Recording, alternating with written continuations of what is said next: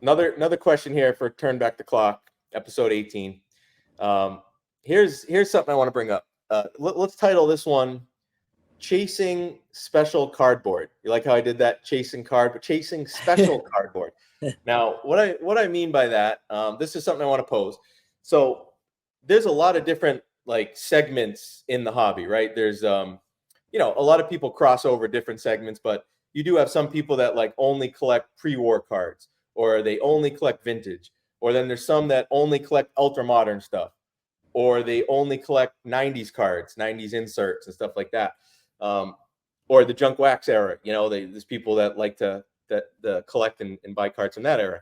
And I think one of the things that I see that is common with all the different eras is not everyone. I never want to say everyone because there's always exceptions stuff, but I think the large majority of the hobby, I see people, regardless of what you buy and collect, uh, people seem to have a gravitation towards special. And what I mean by that is rare or something that sets a card apart from the rest of those cards or rest of cards in general.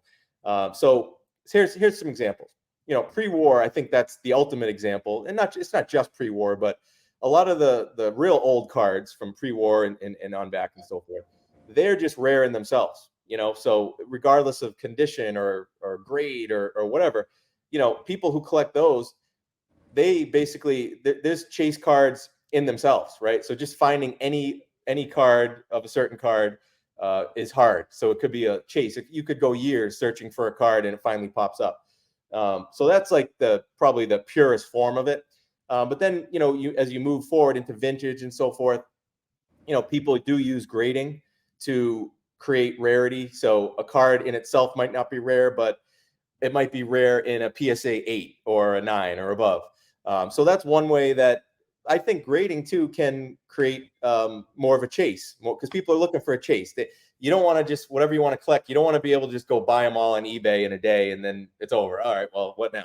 You want to kind of space it out and have it be like if you can, a lifelong thing. So grading is one. But one of the things that you do, you collect, let's say, cards that aren't rare in themselves, but and I do this too, but you definitely do this, is you look for cards that have the eye appeal that you're looking for. So like you've talked about before, there could be a card that there's thousands of them, a vintage card, but maybe only 5 to 10% of them are centered, right? So in that, you can create a chase by collecting the way you want to collect.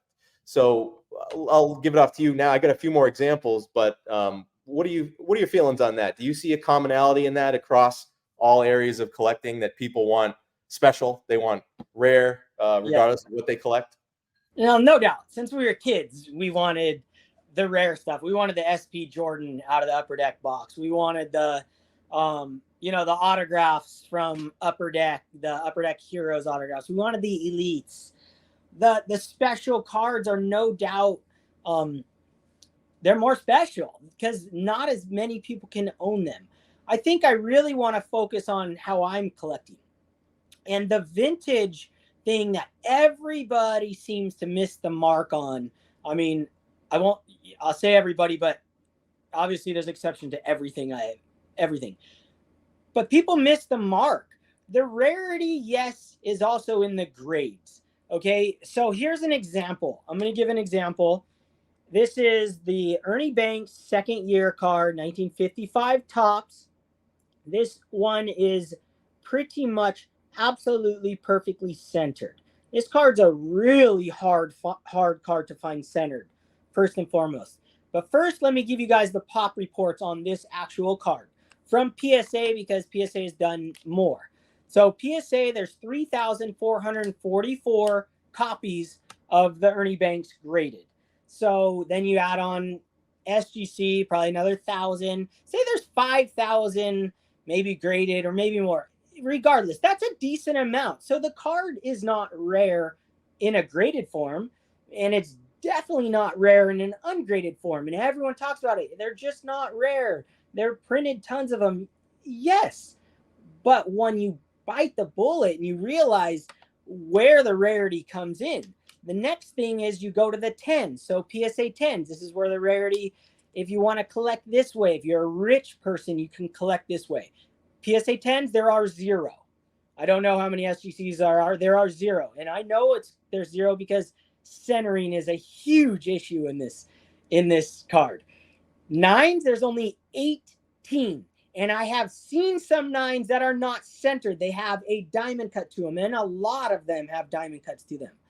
So you've got 18 of those, and those are probably 20 grand each. I'm just totally guessing off the top of my head. Super rare, super hard to find, to have that. But if you have money, you can buy one tomorrow.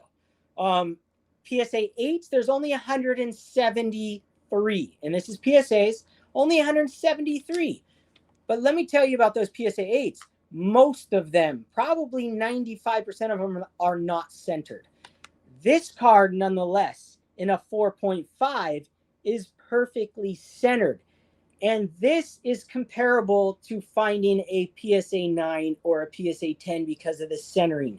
You could go through 1,000 Ernie Banks 1955 cards and maybe find 3 that are perfectly centered. And that is the rarity in vintage. And that's what I am focusing on. It is not the grade, because I can't afford to play in the rare grade category. And the rare grade category, it really, the 9s and 10s are the only ones that you can really buy sight unseen and know they're going to look pretty dang freaking spectacular. Centering is going to be really close, if not perfect, on the 10s. And 9s, they're you can buy them on sight unseen, but you got to be a millionaire to play in that market. The mortals in this world, we can go on hunts and find cards that are super rare.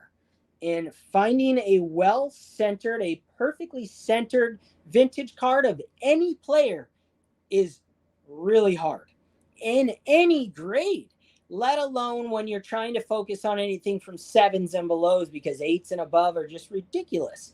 But I will look at the 7s. I'll look at the 8s. I'll look at the 9s and just look just to see. And I find copies that look better centered. And that is the mark that everyone seems to miss. The rarity in vintage isn't the card. It's the centering. It is the dang centering. And I can't stress that enough. And what I've learned over the last year and a half of doing this is it is insanely hard to find cards centered. And some are easier to find than others. Let me jump in. I want to play devil's advocate a little, because I agree with you. I mean, you know that. But I think what the beauty is in the hobby is that, and the larger point here is, the great thing is you can find different ways to chase that rarity, right? Do I think it's a smart financial move to be buying off-centered PSA 8s and 9s? And no, but some people that's how they want to do it, right? And some people might say, well, I don't care about centering. I like sharp corners. That's why I want those high grades. But either way, whether you agree or it doesn't matter, it's a commonality, right? Like, people are trying to find ways within the hobby to chase rarity in their own lane. So whether it's the card itself, whether it's the grade, whether it's the eye appeal, or even like what I do, like I cross all these different eras. I do what you do with vintage. Like I go for the eye appeal that I look for, and centering is the biggest one for that. But I also collect cards from the junk wax era. I have a Larry Bird run of cards, and most of them are PSA 10. And some people will be like, oh, that's a waste of money or whatever. But my counter argument to that is, not that I need to have a counter argument, but the reason, if you kind of want to get into the head of another collector as to why they collect certain things, I go for the grade during that time period, because it wouldn't have been a chase without that, right? Like, if I want to, Larry Bird's my guy. That's the guy I want to collect. I can't control when his cards came, during time. Most of his cards came through the junk wax era. So if I just said, oh, I want to get every Larry Bird card, right, from his playing days, I could go on eBay right now and do that, get lower condition ones and ungraded, and I could get them for, some of them are $1, right? But if I want to say, all right, well, let me try to get them in, high grades, 9s and 10s, then it's a chase. Then they're not on eBay right now, right? You got to wait till they pop up, or so for me, that's part of the fun. And also, from a financial standpoint, I think, it's not a great way to stretch your hobby dollars, but long term, maybe that will go up in value. Who knows? But that's not why I do it. It's more from a collecting standpoint. It's more attractive to me. It's more of a chase during that time period. I'm not chasing PSA 9s and 10s and vintage. Doesn't make any sense, for me. But then I go to the next era where I collect like Pedro Martinez. Here's an example of this is a card I just picked up recently. I'm gonna get it graded by PSA. This is a 2000 Star Rubies. So really cool looking parallel insert, whatever you want to call it. Just a really cool card. I appreciate all the errors. And this card is numbered to 100. So it's already it's manufactured rarity, but it's a serial numbered rare card. There's only 100 of them. So for me, I'm going to send this in and I have no idea what it's going to grade, whether it grades a 6 or a 10, maybe, whatever. For me, I'd like a 10, sure, why not? But if it gets a 6, I'm okay with it. It's still a great collectible because the card's already rare. How much rarer do I need it to be? I don't need to be like one of ones or any of that stuff. Like, it's serial number to 100. So for me, the grade, whatever. Whereas I go back to the 80s with Larry Bird, yeah, I want to get a PSA 9 or a 10 if I can. So that's kind of how my thinking changes based on the era and the type of card I'm going after. And then, you go into ultra modern where it gets crazy with all the parallels and stuff. But same idea, with the 101s and the inserts and parallels. You can chase rarity.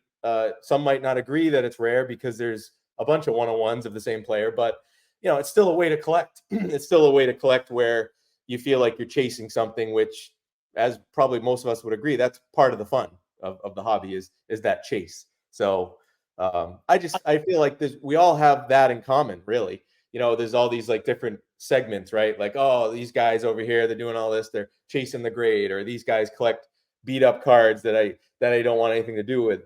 I hear this back and forth, but really we're doing sort of the same thing if you really think about it in different ways.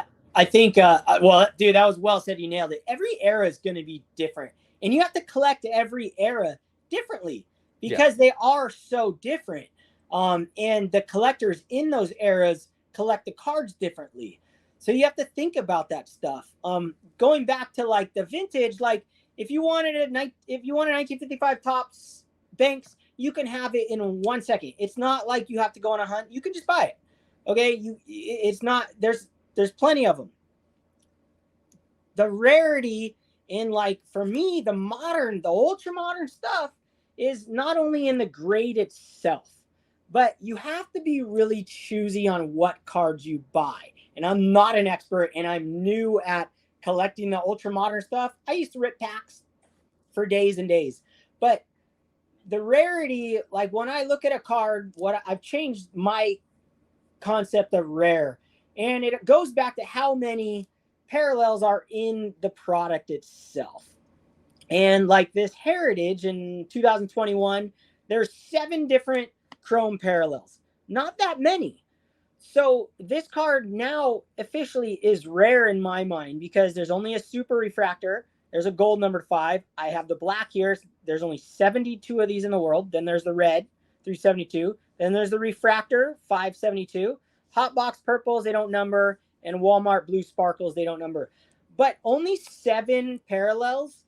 And the rest are just regular base cards or they have variation things. But for the chrome version, the numbered versions in Heritage, there's only 7 different ones. So I'm really diving really deep in the Heritage because they're so much harder to find the rarity. And that's what I'm chasing in the ultra modern stuff, you call it, is the numbered rarity. And not only just the numbers, because lots of things are numbered.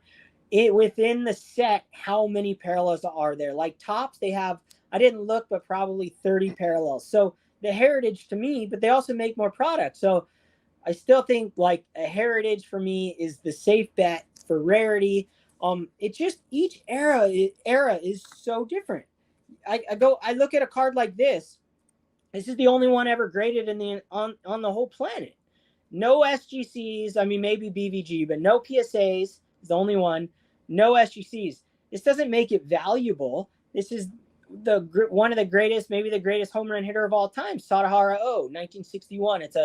It's a card / playing card. And I have the only one. I didn't buy this knowing that. I bought this for $100. I had no idea. that this was the only one ever graded, and it doesn't make it more valuable. That's the thing. Rarity, there's like, it doesn't make it more valuable within itself. There's so much more that goes into it. The collectability of the card itself. There's a lot of older vintage stuff that I might never ever get into. I'm not interested in it now. Maybe I will one day. That guys collect because it's rare, because their pops are low, but it doesn't mean it's going to be more valuable in the future. And that goes for a lot of things. There's no guarantee, because there's a lot of low supply, low demand right out there. Yeah, exactly. But that's okay. You know, the idea though is, and some people are cool collecting that because I'm not even really factoring in financial value with any of that. I'm just talking about styles of collecting where it's pretty common and all across all areas that people want to collect something that they view as special, right? And even the guys, you know, or the people who collect common stuff, right? There's a lot of, there's Base nothing, cards. let's say, rare about it. I would argue a lot of those people that where they're collecting real extensive collections, there might be a lot of non-rare stuff in there, but the totality of the collection is special. If you have, you know, every Topps card from the 1980s, you know, most of those cards are going to be not rare, right? There's millions of them, right? But if you have all of them, or that's how you're chasing it, you know, each card you buy is 10 cents or whatever, but your whole collection, you might be one of the only people out there that have that whole totality of that collection. And then your collection in itself is rare or special. So again, there's all different ways of doing it. I think, you know, it's just what you enjoy the most doing. And yeah, doesn't mean it's going to be valuable just because it's rare. But I think the psychology is, I think that's the biggest question is why? Why do we all sort of chase what we find as special or rare, something in our brain, right? Like we want stuff that not everyone can have, right? Like, yeah, it's just interesting to me to think about. And part of it is like me trying to understand myself. Why do I want to seek out collectibles that are rare or special in some way? And maybe that's just how the brain works. I don't know, but it's funny because we all sort of do it in our own way. Yeah, I like that you said, you know, someone who collects like base cards or something. Yeah, when you have all of them, that is a rare feat. Yes. You know, it is really cool. And there are so many different ways and methods and thought processes that go behind everything, every decision we ever make, right?